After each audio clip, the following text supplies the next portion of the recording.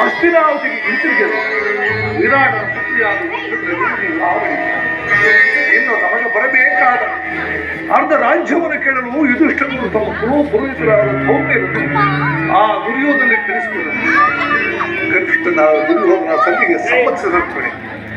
ಯುದ್ಧವೇನೋ ಅನಿವಾರ್ಯವಾಗಿ ಒದಗಿದಂತಿದೆ.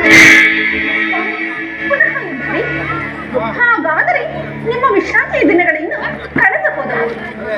ಗೋಪಿಕಾವನ್ಯರ ಕಟಾಕ್ಷ ಚಂದ್ರಿಕೆಯಿಂದ ತೊಯ್ದು ಈ ಬಾಳ್ಕೆ ಕುಸುಮ ಹೆಂಡಲ್ಲಿ ಮಲಗಿ ಆರಂಭಿಸಿದ ಕಣ್ಣುಗಳಿಂದ ಅನಂತ ಭೋಗದ ಹಗಲು ಕನಸುಗಳನ್ನು ಕಾಣುವುದು ಇವತ್ತಿಗೂ ಸಾಧ್ಯವಿಲ್ಲ.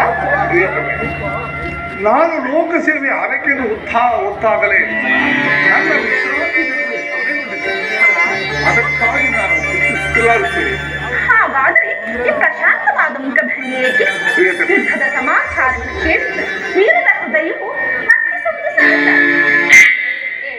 ಶಿಶುಪಾಲಾದಿ ದಾನವರನ್ನು ಸಂಹರಿಸಿದ ನಿನ್ನ ಚಕ್ರರಕ್ತ ತೃಷೆಯು ಪುನಃ ಜಾಗೃತವಾಗಲಿ. ಜಗತ್ತಿನ ಯಾವ ಮೂಲೆಯಲ್ಲಿ ಆಗಾವ ದುಷ್ಕರ್ಮಿಗಳು ಜನ್ಮಿಸಿರುವರೋ ಅದರ ತೀಕ್ಷ್ಣ ಧಾರೆಗೆ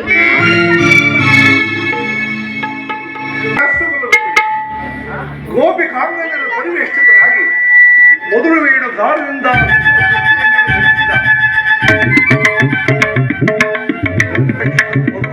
ಜನದೂಡಿರುವುದು ಕಂಸ ಶಿಶುಪಾಲಾದಿ ಅಸಂಖ್ಯಾತ ದಾನವರನ್ನು ಸೆದಬಿಡದ ಜಗತ್ತಿನ ಹೃದಯವು ಕಂಪಿಸುತ್ತದೆ. ಈ ಸ್ವಾಮಿ ಯುದ್ಧವು ಪ್ರಾರಂಭವಾದಾಗ ಇವೆರಡರಿಂದ ವಿಭಿನ್ನಾದ ಭೇದೋಪಕೃಷ್ಣವನ್ನು ನೋಡುವರು. ನಾನು ನಿರಸ್ತರು. ಆದರೂ ಕುರುಕ್ಷೇತ್ರ ಯುದ್ಧ ಸೂತ್ರವು ನನ್ನ ಕೈಯಲ್ಲಿ.